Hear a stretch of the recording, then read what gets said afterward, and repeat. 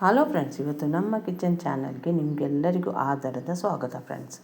ಮೊದಲಿಗೆ ನಾನು ಇಲ್ಲಿ ಒಂದು ಅರ್ಧ kg ಚಿಕನನ್ನು ತಗೊಂಡು ಗಾರ್ಲಿಕ್ ಚಿಕನ್ ಫ್ರೈ ಯಾವ ರೀತಿ ಮಾಡೋದು ಅಂತ ನಿಮಗೆ ತೋರಿಸಿದ್ದೇನೆ ಫ್ರೆಂಡ್ಸ್. ಮೊದಲಿಗೆ ಒಂದು ಅರ್ಧ kg ಚಿಕನ್ ತಗೊಂಡು ಅದಕ್ಕೆ ಒಂದು 3/4 ಟೇಬಲ್ ಸ್ಪೂನಷ್ಟು ಉಪ್ಪು ಫ್ರೆಂಡ್ಸ್, ಉಪ್ಪನ್ನು ಮಾತ್ರ ನೋಡಿಕೊಂಡು ಹಾಕೋರಿ ಫ್ರೆಂಡ್ಸ್.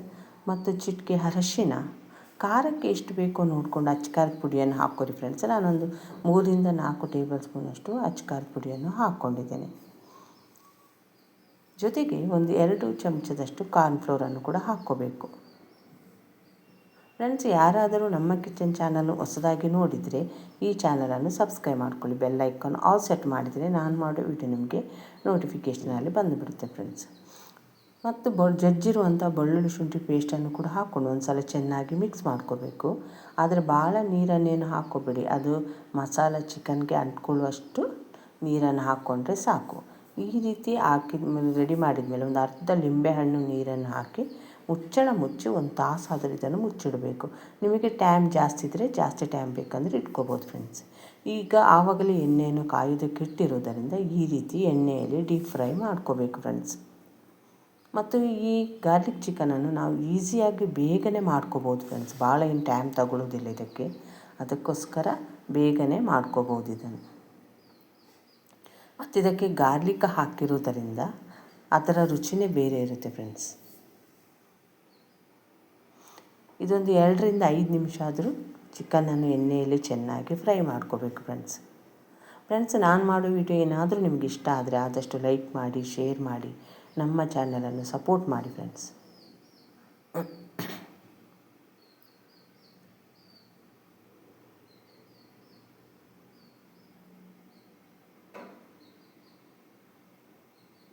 ಈಗ ಫ್ರೈ ಆಗಿರುವಂಥ ಚಿಕನನ್ನು ತೆಗೆದು ಬೇರೆಯೇ ಪಾತ್ರೆಯಲ್ಲಿ ಈಗ ನಾನು ಹಾಕಿಡ್ತಿದ್ದೇನೆ ಫ್ರೆಂಡ್ಸ್.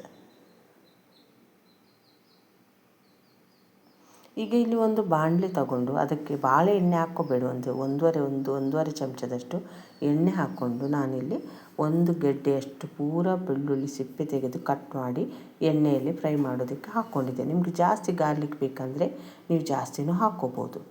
ಈಗ ಒಂದು 2ರಿಂದ 3 ಟೇಬಲ್ ಸ್ಪೂನಷ್ಟು ಚಿಲ್ಲಿ ಪೇಸ್ಟನ್ನು ಹಾಕ್ಕೊತಿದ್ದೇನೆ ಫ್ರೆಂಡ್ಸ್. ಜಾಸ್ತಿ ಚಿಲ್ಲಿ ಪೇಸ್ಟ್ ಬೇಕಂದರೆ ಜಾಸ್ತಿನೂ ಹಾಕ್ಕೋಬೋದು. ಈಗ ಇದನ್ನೊಂದು ಸಲ ಎಣ್ಣೆಯಲ್ಲಿ ಚೆನ್ನಾಗಿ ಮಿಕ್ಸ್ ಮಾಡ್ಕೋಬೇಕು ಫ್ರೆಂಡ್ಸ್.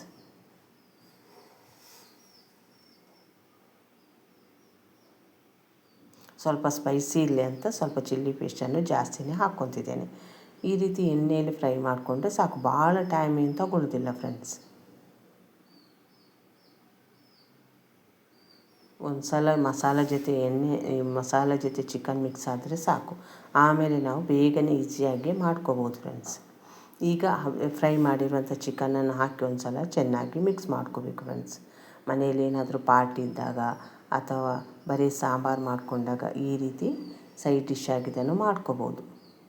ನೀವು ಈ ಮೆಥಡಲ್ಲಿ ಗಾರ್ಲಿಕ್ ಚಿಕನ್ ಮಾಡಿ ಯಾವ ರೀತಿ ಬಂತು ಅಂತ ನನಗೆ ಕಮೆಂಟ್ ಸೆಕ್ಷನಲ್ಲಿ ತಿಳಿಸಿ. ಈ ವಿಡಿಯೋವನ್ನು ನೀವು ನೋಡಿದ್ದಕ್ಕೆ ಧನ್ಯವಾದಗಳು ಫ್ರೆಂಡ್ಸ್.